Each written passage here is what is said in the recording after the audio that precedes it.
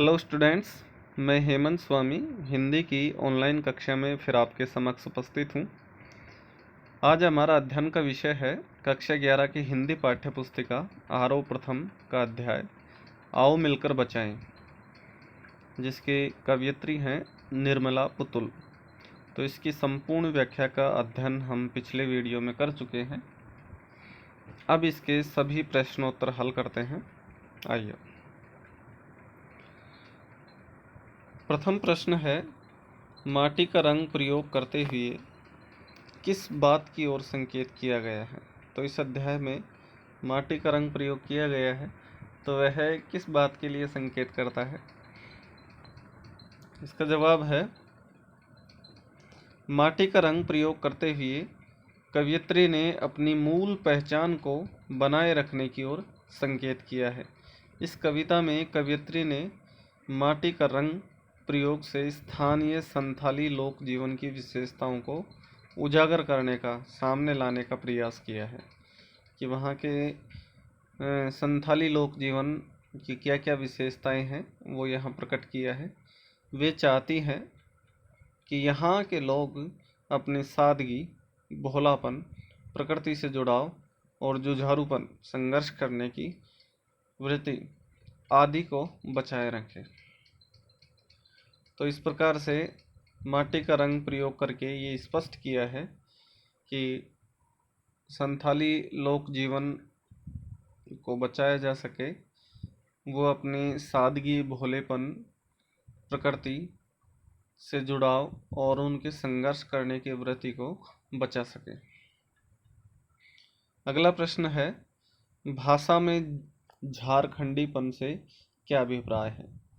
अर्थात जो उनकी संथाली आदिवासी लोगों की मूल भाषा है, उसको बचाने का आह्वान किया गया है, क्योंकि भाषा मूलतः संस्कृति से जुड़ा एक अंग है, इसलिए उसकी रक्षा, उसकी मूलता को बचाने का आह्वान किया है। संथाली आदिवासी की मातृभाषा संथाली है। वे दैनिक व्यवहार में जिस संथाली भाषा का प्रयोग करते हैं, उसमें उनके राज्य झारखंड की पहचान झलकती है। तो किसी भी भाषा में उस स्थान की संस्कृति अवश्य रूप से, उस स्थान की संस्कृति और उसकी अस्मिता, पहचान अवश्य रूप से झलकती है। उनकी भाषा से यह पता लग जाता है कि वे झारखंड राज्य के निवासी हैं। कवयित्री भाषा के इसी स्थानीय स्वरूप की रक्षा करने को कहती है। कवयित्री चाहती है कि संथाली लोग अपनी भाषा की स्वाभाविक विशेषता को नष्ट न करें। अगला प्रश्न है कि दिल के भोलेपन के साथ साथ अक्खड़पन और जुझारूपन को भी बचाने की आवश्यकता है, पर क्यों बल दिया गया है। लेकिन ऐसा बल क्यों दिया गया है, अर्थात ऐसा क्यों कहा गया है। इसका जवाब है कि दिल के भोलेपन में सहजता, सच्चाई और ईमानदारी का भाव है। अक्खड़पन से अभिप्राय अपनी बात पर दृढ़ रहने का भाव है, और जुझारूपन से तात्पर्य संघर्षशीलता से है। कवयित्री कहती हैं कि हमेशा दिल का भोलापन ठीक नहीं होता। भोलेपन का फायदा उठाने वालों के साथ अक्खड़पन भी दिखाना जरूरी होता है, और वो कर्म की पूर्ति के लिए जुझारूपन भी आवश्यक होता है। अतः कवयित्री ने अपने समाज की इन तीन प्रमुख विशेषताओं को बचाने की आवश्यकता पर बल दिया है। अगला प्रश्न है, प्रस्तुत कविता आदिवासी समाज की किन बुराइयों की ओर संकेत करती है। तो प्रस्तुत कविता आओ मिलकर बचाएं आदिवासी समाज अपने स्वाभाविक जीवन को भूलता जा रहा है। प्रस्तुत कविता आदिवासी समाज की कुछ ऐसी ही बुराइयों की ओर संकेत करती है, जिनमें दिया गया है कि आदिवासी समाज शहरी प्रभाव में आते चले जा रहे हैं, अर्थात उनकी जो मूल सभ्यता और संस्कृति है उसको भुलाकर वो पाश्चात्य संस्कृति, विदेशी संस्कृति, शहरी परिवेश को अपनाते जा रहे हैं। इनके जीवन में उत्साह का अभाव और काम के प्रति अरुचि होती जा रही है। तो जैसे इनके मूल जीवन था तो उसमें उत्साह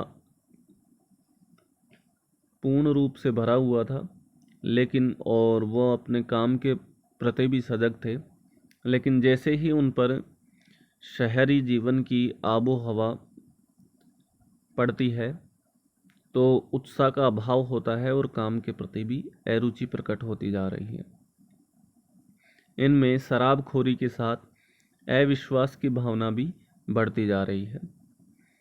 अगला बताया है कि अपनी भाषा से अलगाव, अशिक्षा और परंपराओं को गलत समझना जैसे दुर्गुण भी आते जा रहे हैं।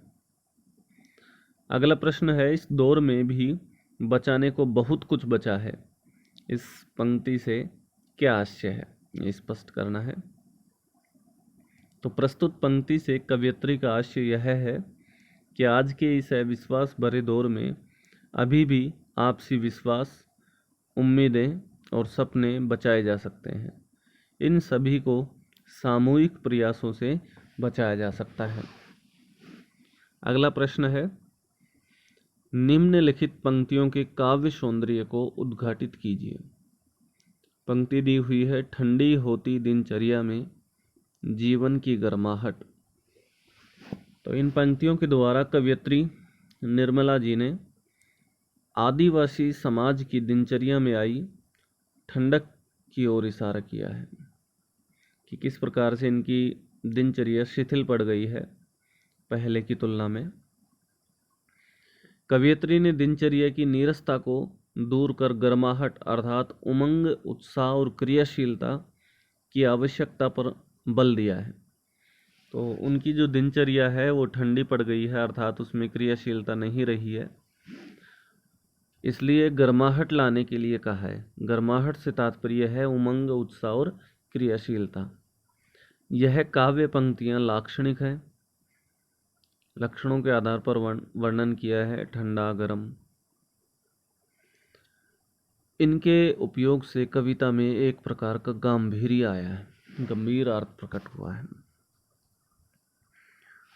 अगला है जिनका काव्य सौंदर्य स्पष्ट करना है, अगली पंक्ति है, थोड़ा सा विश्वास, थोड़ी सी उम्मीद, थोड़े से सपने, आओ मिलकर बचाएं। कि प्रस्तुत पंक्तियों के जरिए अर्थात द्वारा कवयित्री का आशय यह है कि आज के इस अविश्वास भरे दौर में अभी भी आपसी विश्वास, उम्मीदें और सपने बचाए जा सकते हैं। इन सभी को सामूहिक प्रयासों से बचाया जा सकता है। थोड़ा सा, थोड़ी सी, थोड़े से, तीनों के प्रयोग से थोड़े से अंतर के साथ साथ एक अर्थ के वाहक हैं। इनके कारण लय का समावेश प्रतीत होता है। उर्दू तत्सम और तद्भव शब्दों का मिला जुला प्रयोग हुआ है, अर्थात उर्दू मिश्रित खड़ी बोली हिंदी है। अगला प्रश्न है, बस्तियों को शहर की किस आबो हवा से बचाने की आवश्यकता है। तो बस्तियों को शहर की नग्नता अर्थात फूहड़ता और जड़ता, कार्य शून्यता से बचाने की आवश्यकता है। शहरी वातावरण में वेशभूषा, एकाकी जीवन, अलगाव अर्थात अलग होने का भाव, व्यस्तता आदि के साथ पर्यावरणीय प्रदूषण भी एक बहुत बड़ी समस्या है। यदि बस्तियां भी इस प्रभाव को ग्रहण करने लगेगी तो बस्तियों में सांसारिक और पर्यावरणीय प्रदूषण फैल जाएगा। इन्हीं प्रभावों से कवयित्री बस्तियों को बचाना चाहती है। अगला प्रश्न है, आप अपने शहर या बस्ती की किन चीज़ों को बचाना चाहोगे। तो इसका जवाब आप अपने स्वविवेक से लिख सकते हैं। फिर भी आपके सहायतार्थ यहाँ उपस्थित है कि मैं अपने बस्ती की स्वाभाविक विशेषताएं, जैसे सबसे मूल जो विशेषता होती है वो सभ्यता और संस्कृति है, कि उस क्षेत्र या राज्य विशेष, राष्ट्र विशेष की सभ्यता और संस्कृति है उसको मूल रूप में बचाना है। इसके साथ साथ हरे भरे मैदान, सामूहिक उत्सव, आपसी मेल जोल और जो भी रीति रिवाज परंपराएं हैं आदि को बचाने का प्रयास करूंगा। अगला प्रश्न है, आदिवासी समाज की वर्तमान स्थिति पर टिप्पणी करें। तो आदिवासी समाज की वर्तमान स्थिति में सने सने परिवर्तन हो रहा है। आदिवासी बहुल क्षेत्रों में शिक्षा की उपयोगिता को ध्यान में रखते हुए शिक्षा केंद्र खोले जा रहे हैं। आदिवासी समाज में बेरोजगारी की ओर भी ध्यान केंद्रित किया जा रहा है।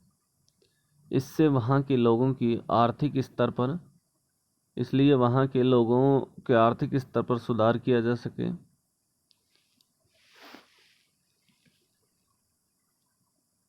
और आर्थिक स्तर पर सुधार आया भी है। आदिवासी सांस्कृतिक पहचान, कला कौशल को भी बचाने के निरंतर प्रयास किए जा रहे हैं। इस प्रकार आदिवासी समाज की पहचान को बरकरार अर्थात स्थायी रखते हुए उन्हें आधुनिक समाज से जोड़ने के प्रयास किए जा रहे हैं। तो इस प्रकार से इस अध्याय के सभी प्रश्नोत्तर पूर्ण होते हैं। धन्यवाद।